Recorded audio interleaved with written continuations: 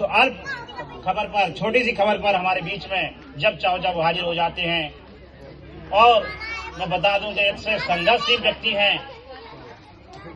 मान सिंह जी, जिन्होंने 2 बार कांग्रेस के जिलाध्यक्ष रहते हुए हमेशा दलितों शोषित और गरीबों की लड़ाई लड़ी है।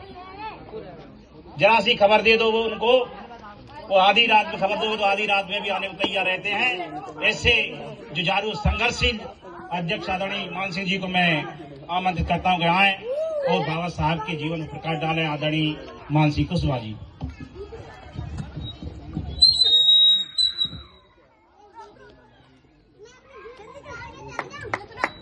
बहुत बहुत धन्यवाद आदरणीय भाई कौशिक जी।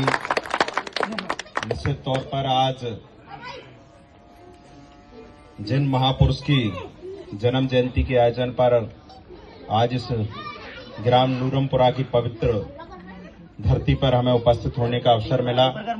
सबसे पहले मैं भारत रत्न और मैं मानता हूं कि इस देश और दुनिया में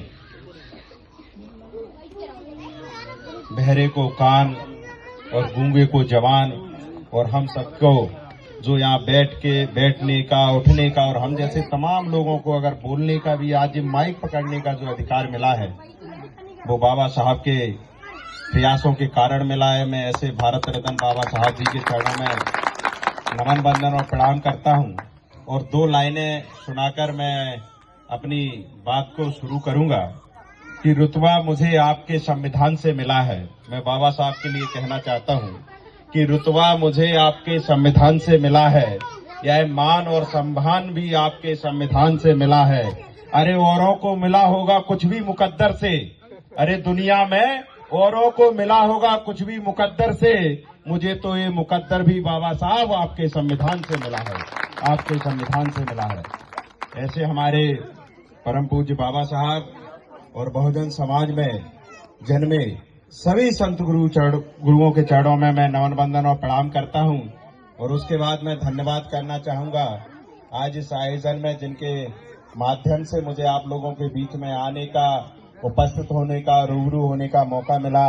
आदरणीय बहुत ही बहुवृद्ध दादा हमारे शिक्षक बाबूराम जी और आदरणीय जसवंत दादा जी, हरचरण जी, राकेश जी, रामनाथ जी, पंचम सिंह जी, आदरणीय रमेश सिंह जी, आदरणीय मोहित जी दतिया से आए हैं, जी साहब जी भी आए हैं, आदिराम सर जी, जगदीश राठौर साहब, संजू कुशवाहा जी, अशोक राठौर जी, मुकेश वर्मा जी मेरे साथ चलकर आए जो पूर्व में विचार रख रहे और काफी विस्तार में उन्होंने बाबा साहब के बारे में प्रकाश डाला। ऐसे हम सबके मार्गदर्शक, बहुवृद्ध हम सबके नेता, पूर्व नगर पालिका के अध्यक्ष आदरणीय डॉक्टर रणवीर यादव जी, संचालन कर रहे हैं आदरणीय कौशिक जी और तमाम ऐसे लोग जिनके मैं भले नाम नहीं ले पाया हूं, लेकिन जो लोग यहाँ उपस्थित हैं वो वही लोग उपस्थित हैं जिनके मन में दर्द है, पीड़ा है और कहीं ना कहीं वो जो चाहते हैं कि हम लोगों के साथ सामाजिक न्याय हो, हम लोग अपने जो हक, अधिकार और समाज की विचारधारा को कैसे अग्रणी बनाएं।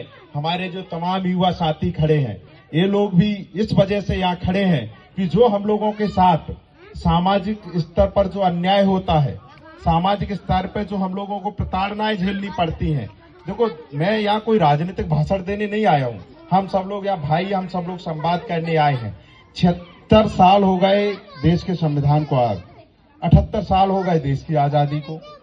इतने लंबे समय के बाद हमने गाड़ी, घोड़ा, घर, मकान सब कुछ बना लिया, सब कुछ मिल गया, लेकिन दुर्भाग्य इस बात का नहीं है कि आज इस पवित्र दिन के पवित्र स्थान पर, और आज बहुत पवित्र दिन है, उस दिन इस बात को मुझे कहना पड़ रहा है कि 76 साल की आजादी के बाद भी आज भी यहाँ बैठे हुए समाज को केवल जाति का सम्मान पाने के लिए संघर्ष करना पड़ रहा है। केवल जाति का सम्मान, अन्याय कर रहे हैं दादा और गाली खाने का काम कर रही पूरी बिरादरी। दुर्भाग्य नहीं है इस बात का।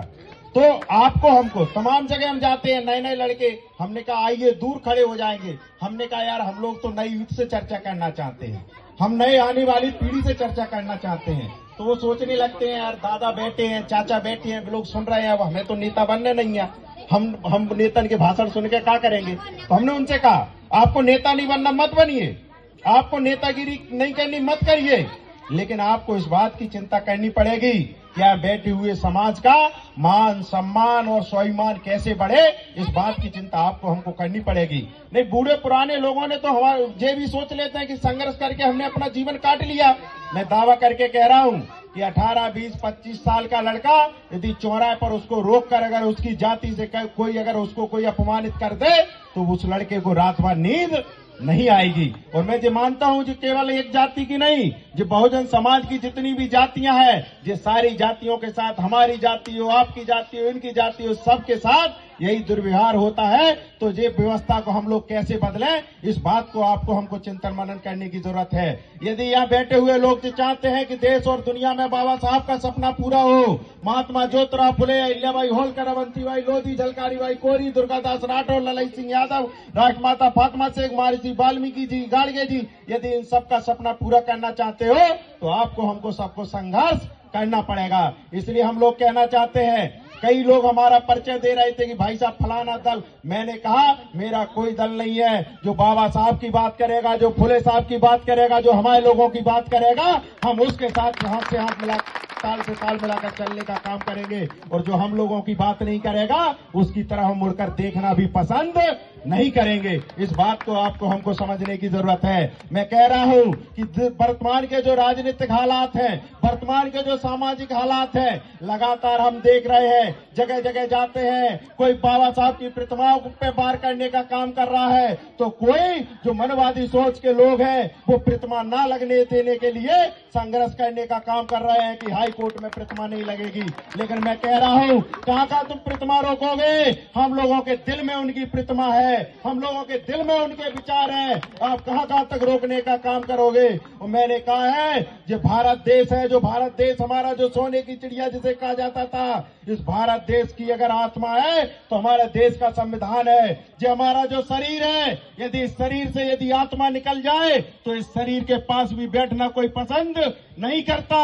मैं कह रहा हूं, यह देश की संविधान जो भारत देश है, भारत देश की आत्मा इस देश का संविधान है। जिस दिन ये देश का संविधान नहीं होगा, मैं कह रहा हूं उस दिन ये देश भी कोई मतलब का नहीं होगा। हम लोगों की तो जो पहचान है, हम लोगों का जो मान सम्मान है, हम लोगों को जो जिंदगी जीने का जो तरीका, जो सलीका, जो अधिकार दिए हैं, वो बाबा साहब ने दिए हैं। आज कोई सरपंच आ जाता है, जनपद आ जाता है, जिला पंचायत, विधायक, सांसद, उनसे हम हाथ पकड़ के कहते हैं कि आप हमारे घर की रोड बनवा दो, आप हमारे द्वारे लाइट लगवा दो, कहीं बिजली के खंभे लगवा दो, कहीं नाली बनवा दो, कोई हैंडपंप लगवा दो। और तमाम कोठी महलों में रहने वाले लोग, जो इस समाज पर अन्याय करने वाले लोग, जो आपके चुनाव के टाइम पर आपके पैरों में आकर गिरने का काम करते हैं, मैं कह रहा हूं, ये ताकत आपको बाबा साहब ने वोट के माध्यम से दी।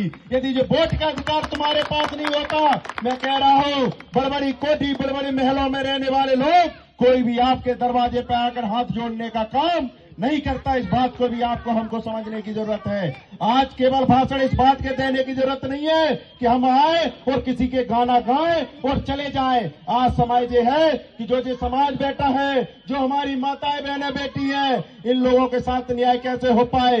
देश और दुनिया में अगर माता सावित्रीबाई फुले नहीं होती, महात्मा ज्योतिराव फुले नहीं होते, तो महिलाओं को शिक्षा का अधिकार नहीं होता। इस देश में पंच से लेकर प्रधानमंत्री और राष्ट्रपति तक यदि आज महिलाओं को जाने का मौका मिल रहा है, हमारी बहन बेटियां तमाम पदों को सुशोभित करने का काम कर रही हैं, तो माता सावित्रीबाई फुले और महात्मा ज्योतिराव फुले के अथक संघर्ष के कारण कर रही है। इसलिए मैं आप लोगों से कहना चाहता हूं कि जो लोग यहाँ बैठे हैं, आप लोगों के साथ बहुत अन्याय हो रहा है। इस बात को भी आपको हमको समझने की जरूरत है। आप लोग हमें बताइए, 76-77 साल में तमाम लोगों की सरकारें बनी, तमाम लोगों की सरकारें मिटी, तमाम विधायक बनते हैं, तमाम मंत्री बनते हैं, तमाम सांसद बनते हैं, और जब चुनाव आता है तो जय हमारे नन्हे नन्हे लड़के, तमाम बहुवृद्ध लोग उनके डंडे उठाते हैं, झंडे उठाते हैं, जयकारा लगाते हैं। लेकिन जैसे ही वो लोग ताकत में आते हैं, सत्ता की दहलीज पे बैठते हैं, रिमोट कंट्रोल उन लोगों के हाथों में रहता, हमारे लोगों के हाथों में नहीं रहता। और जैसे ही पावर उनके हाथों में आती है, आप हमें बताइए, जिले के अंदर चुनिंदा लोग रेत की खदानें चलाते हैं, जिले के अंदर चुनिंदा लोगों के लड़के नगर पालिका में ठेकेदारी करते हैं। चुनिंदा लोगों के इस रोड पर आप बैठ जाओ, सुबह से शाम तक हजारों ट्रैक्टर, ट्रक रेत के, गिट्टी के, मुरम के भरे हुए निकलते हुए दिखाई देंगे।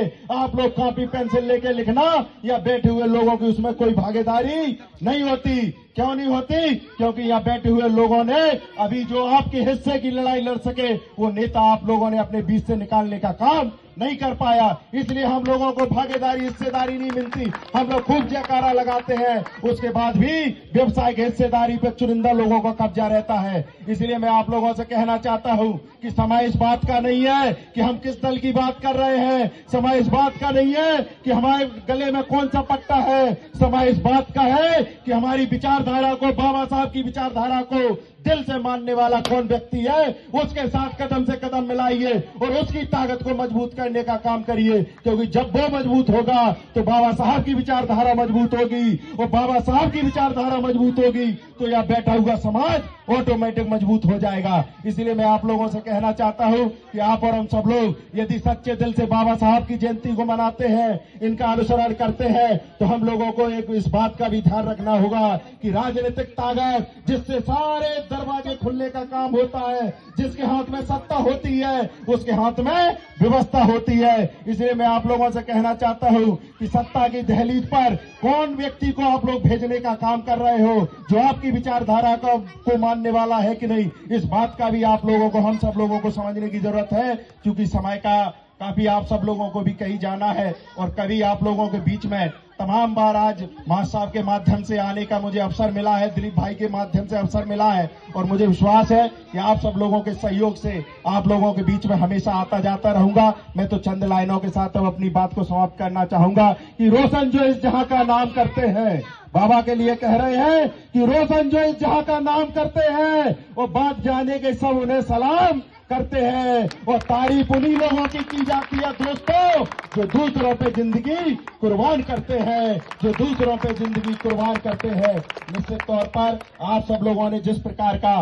प्रेम, उत्साह, सम्मान जो मुझे देने का काम किया, मैं तो आपको विश्वास दिला के जा रहा हूं कि कभी भी जीवन में किसी भी छोटी बड़ी बात में यदि मैं जिस लायक हूं, मैं नहीं कह रहा हूं कि कहीं पुल बनवा के जाऊंगा, कहीं मैं नहीं कह रहा हूं कि किसी के दरवाजे पर रोड लगवा दूंगा, मैं नहीं कह रहा हूं कि किसी के दरवाजे पर हेडपंप लगवा दूंगा, लेकिन मैं एक बात आप लोगों से कह के जा रहा हूं कि यदि आप लोगों के मान सम्मान की यदि कोई बात आई तो पसीने से लेकर यदि खून भी बहाना पड़ेगा तो हम कभी पीछे नहीं हटेंगे। इस बात का आपको विश्वास दिलाना चाहते हैं। जोरदार नारा लगाएंगे, बाबा साहब, बाबा साहब, जय भीम, अरे जय भीम, अरे जय भीम।